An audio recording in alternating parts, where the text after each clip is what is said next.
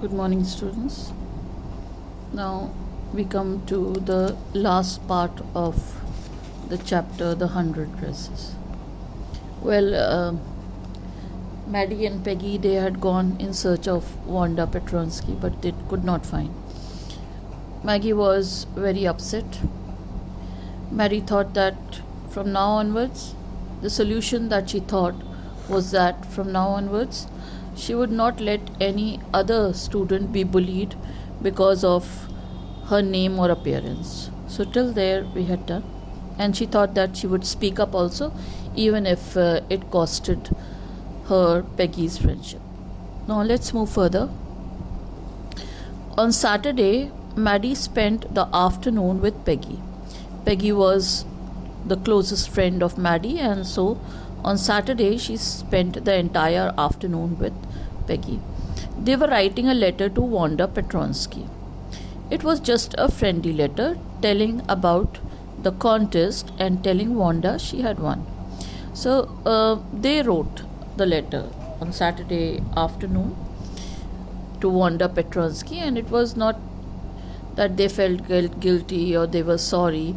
They just wrote a friendly letter that she had won the contest, and they liked her designs. They told her how pretty her drawings were, and they asked her if she liked where she was living and if she liked her new teacher. So these are the general loving questions that if a friend of yours goes to another place and to a new school. So this is usually what people they ask, that how is the place like, is she liking the place, is the teacher good. So that was the general questions that she also asked Wanda Petronsky.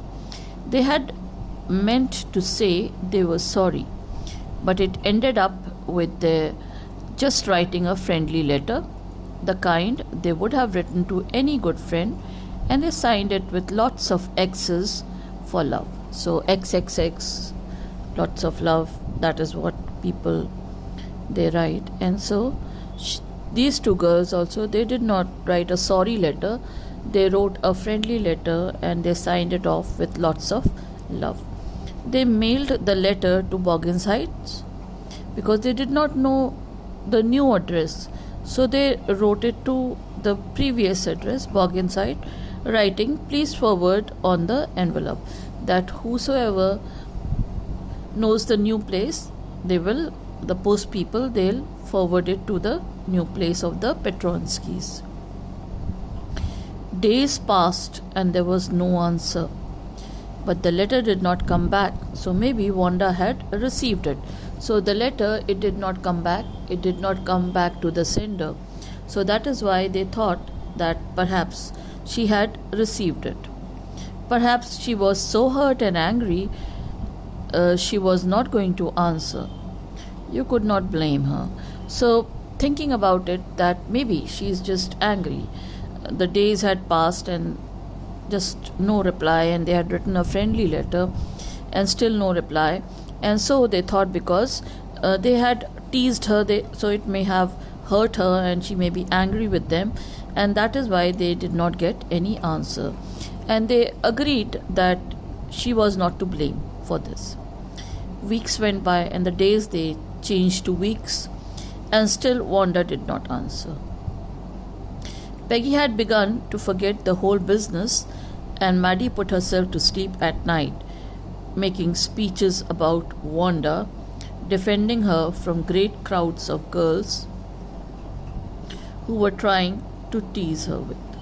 Now, Maddie, she always had Wanda in her thoughts, so she was continuously in her night when she was lonely. These thoughts of her defending Wanda continuously kept on coming to her mind, whereas Peggy, she had begun to forget all about the incident. How many dresses have you got?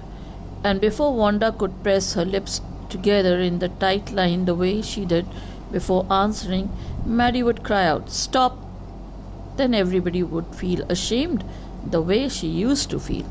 Now this was a way of defending. Wanda, which was continuously in the mind of Maddie, and at night when she was sleeping, this was how her disturbed sleep was.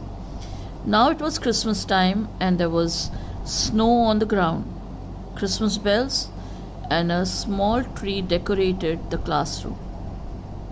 You must have seen the Christmas tree in your schools, how it is decorated. In the same way, the Christmas bells were hanging on the Christmas tree, and it was decorated in the classroom. On the last day of school before the holidays, the teacher showed the class a letter she had received that morning.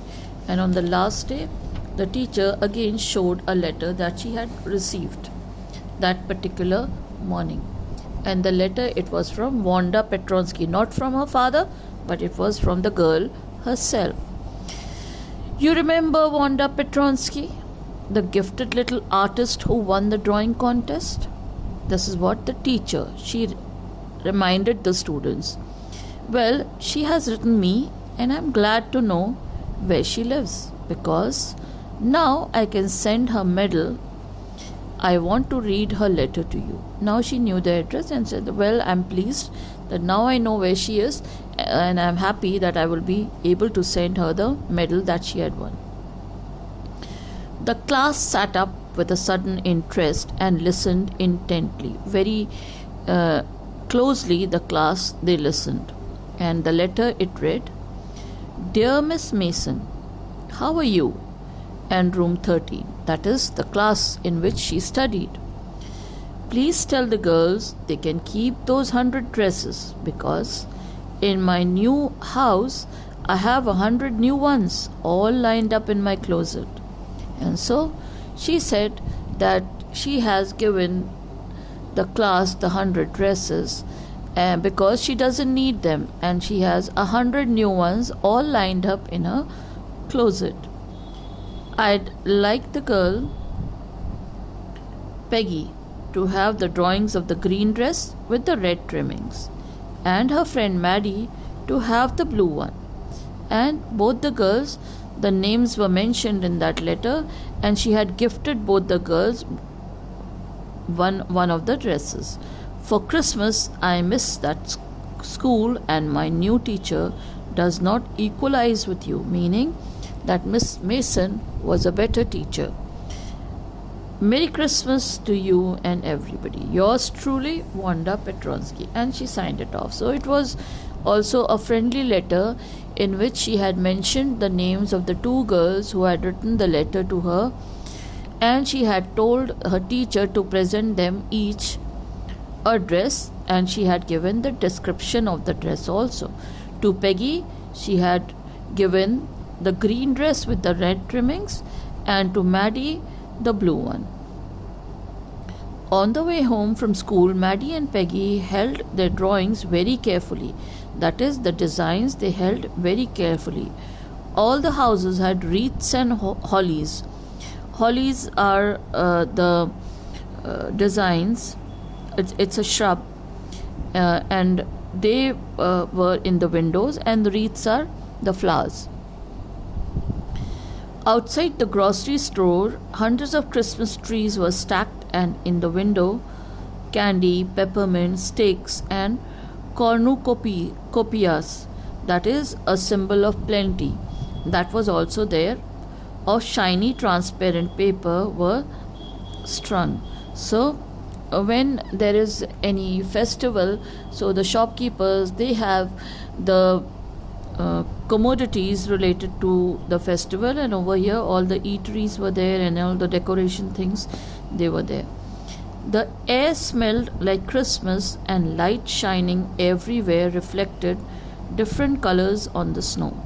And so it was earlier said that the snow was there, and so wherever the light fell, it reflected the different colors, and that was on the white snow.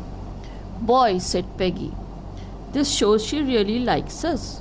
It shows she got our letter, and this is her way of saying that everything's all right, and that's that. Now, Peggy was very practical. She was not as emotional as Maddie. And so she said that now this letter, it shows that she has nothing to say to us. She really likes us, and that is why she has gifted us these things. I hope so, said Maddie sadly. She felt sad because she knew she would never see the little tight lipped Polish girl again and couldn't ever really make things right between them. And so, because continuously Maddie was thinking, Maddie was feeling guilty in her sleep also, at night also. The thoughts of Wanda Petronsky was always in her mind. And so she really was emotional, and she felt that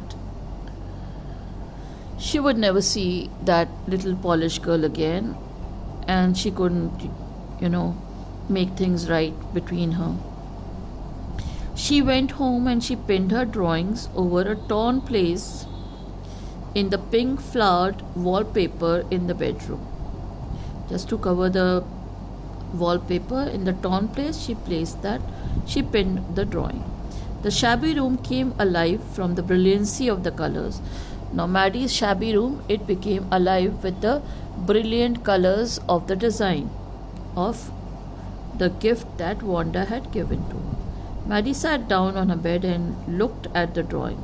She had stood by and said nothing, but Wanda had been nice to her anyway. And so Wanda was nice, and that is why she had told the class teacher to give these two girls the dresses. Tears blurred her eyes, and she gazed for a long time at the picture. And she started gazing at the picture. She observed the picture in a very concentrated way. Then hastily she rubbed her eyes and studied it intently and very closely. Then she rubbed her eyes and studied the picture very closely. The colors in the dress were so vivid, they were so clear, that she had scarcely noticed the face and head of the drawing. Now she did not notice the face and the head of the drawing because the colors were too bright and they were camouflaging the head and the face. But it looked like her. Maddie, it really looked like her own mouth. Why, it really looked like her own self. Wanda had really drawn this for her. Excitedly, she ran over to Peggy's. And then she was so excited that Wanda knew of Maddie when she was there only, and she had thought about gifting her when she was in the school only, and that is why she had made the face almost like Maddie. Peg, she said, and so she rushed to Peggy. Peg, she said, let me see your picture. And she went to Peggy's house and she said, Peg, let me see your picture. What's the matter? Asked Peggy, as they clattered up to her room where Wanda's drawing was lying face down on the bed. Maddie carefully raised it. Now, Peggy, she was not so much attached to Wanda, so she did not pin her drawing. It was rather lying down, face down on the bed. And Maddie carefully raised it. Look, she drew you, that's you, she exclaimed. And the head and face of this picture did look like Peggy. And the face and the head, it looked like Peggy. And she said that, you look at this, she has drawn you. What did I say? Said Peggy. She must have really liked us anyway. Yes, she must have, agreed Maddie. And she blinked away the tears that came every time she thought of Wanda standing alone in the sunny spot in the schoolyard, looking stolidly over at the group of laughing girls after she had walked off, after she had said, sure, 100 dresses of them all lined up. And then again it reminded of her of Wanda Petronsky and her expressions where there were no emotions, and she was calm when the other girls were laughing at her as she walked off, telling them that yes, she had 100 dresses and they were all lined up. So this completes the chapter. Now students, please do this in your copy, this exercise matching you have to then do. It's interesting. Please do this in your copies, and we'll be meeting next time with something else. Thank you very much.